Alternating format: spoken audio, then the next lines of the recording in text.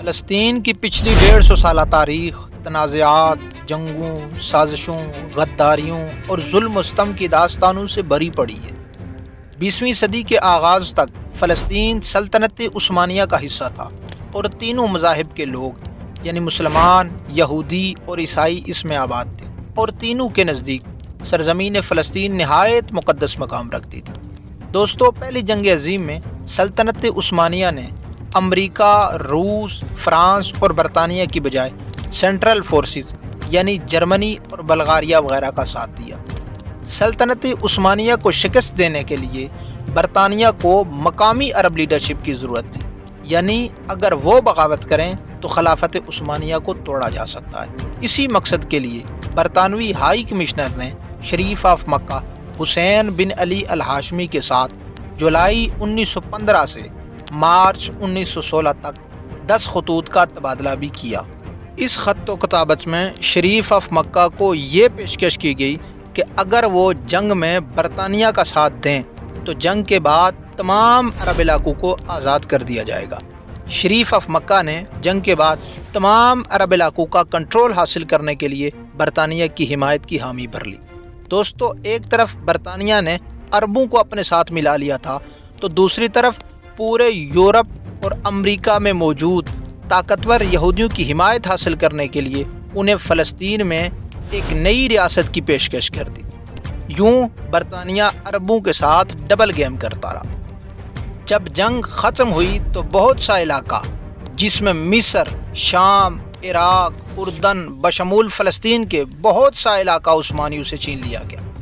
دوستو، فلسطین برطانیہ کے کنٹرول میں آ گیا۔ اب حالات سازگار دیکھتے ہوئے زائنسٹ موومنٹ یعنی صہیونی تحریک میں بھی تیزی آ گئی اور پوری دنیا سے یہودی جمع ہو کر فلسطین میں آباد ہونے لگے۔ دوستو، یاد رہے کہ خلافت عثمانیہ کے دور کی گئی مردم شماری کے مطابق فلسطین میں صرف 6% یہودی آباد تھے، جبکہ 1918 میں فلسطین کے برطانیہ کے کنٹرول میں چلے جانے کے بعد 30% یہودی فلسطین میں آباد ہوئے تھے۔ تو یہودیوں کی بڑھتی ہوئی ڈیموگرافی یعنی آبادی کے تناسب نے مقامی عربوں کو پریشانی میں مبتلا کر دیا۔ دوستو، 1936 یعنی 1936 سے 1939 تک عربوں نے برطانیہ کی یہودیوں کی آباد کاری کے خلاف منظم بغاوت کر دی، جس سے فلسطین میں بدامنی پھیلنے لگی اور برطانیہ کے لیے ملک کا نظام سنبھالنا مشکل ہو گیا۔ ایک طرف برطانیہ عربوں اور یہودیوں کے آپس کے معاملات کو حل کرنے کے لیے کمزور سی کوششیں کرتا رہا تو دوسری طرف یہودیوں کی آباد کاری بھی جاری رکھی۔ برطانیہ کے اقتدار میں پورے یورپ اور امریکہ سے یہودی جمع ہو کر فلسطین میں آباد ہو چکے تھے۔ 6% کی ایک چھوٹی سی اقلیت سے 30% کی ایک بڑی اقلیت بن چکے تھے، یعنی آپ اس کو دوسری بڑی اکثریت بھی کہہ سکتے ہیں۔ جنگ عظیم کے بعد جب نوآبادیاتی نظام کا سلسلہ ختم ہونے لگا تو برطانیہ نے بھی فلسطین سے اپنا کنٹرول ختم کر کے واپس جانے کا فیصلہ کیا۔ جاتے جاتے برطانیہ فلسطین کے مسئلے کو اقوام متحدہ کے اوپر چھوڑ کے چلا گیا۔ بالآخر اقوام متحدہ نے فلسطین کو 2 حصوں میں تقسیم کر دیا۔ عربوں نے ماننے سے صاف انکار کر دیا، لیکن یہودیوں نے قبول کر لیا کیونکہ انہیں تو ایک نئی ریاست مل رہی تھی، لیکن عربوں نے اسے ماننے سے صاف انکار کر دیا۔ یہودیوں کے لیڈر ڈیوڈ بن گوریان نے 1948 کو اپنی نئی ریاست کا اعلان کیا تو تمام بڑے عرب ممالک نے، جس میں مصر، شام، عراق، اردن، سعودی عرب سمیت کئی بڑے عرب ممالک نے اسرائیل پہ حملہ کر دیا۔ عرب شاید یہ بات بھول چکے تھے کہ جب وہ امریکہ کے وعدوں پر بھروسہ کیے ہوئے ہیں تو اسرائیل آنے والی جنگ کے لیے تیاری کر رہا ہے۔ دوستو، بالآخر جنگ اسرائیل کی فتح کی صورت میں ختم ہوئی تو بہت سارا علاقہ جو اقوام متحدہ نے فلسطین کو دیا تھا، اسرائیل اس پر بھی قابض ہو چکا تھا۔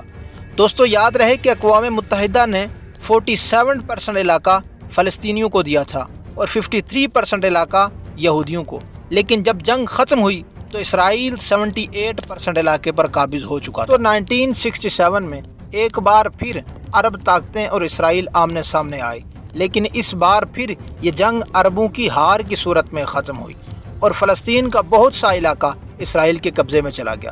دوستو، یوں ہر بار فلسطین سکڑتا گیا اور آج کا فلسطین صرف غزہ اور ویسٹ بینک کے علاقے میں موجود ہے۔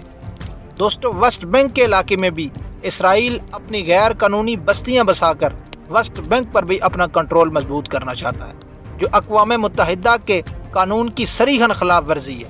تو ساری دنیا اسرائیل کے ان فیصلوں کو غیر قانونی قرار دیتی ہے، لیکن واحد ایک امریکہ ایسا ملک ہے جو اس سارے معاملے میں اسرائیل کے ساتھ کھڑا ہے۔ دوستو فلسطینی اپنا سب کچھ چھن جانے کے بعد اقوام متحدہ کے ضمیر پر دستک دے رہے ہیں، لیکن اقوام متحدہ سے زیادہ گلہ فلسطینیوں کا اپنی عرب لیڈرشپ سے ہے، جو سارے وسائل ہونے کے باوجود اپنی مقدس سرزمین یہودیوں کے قبضے سے آزاد نہیں کروا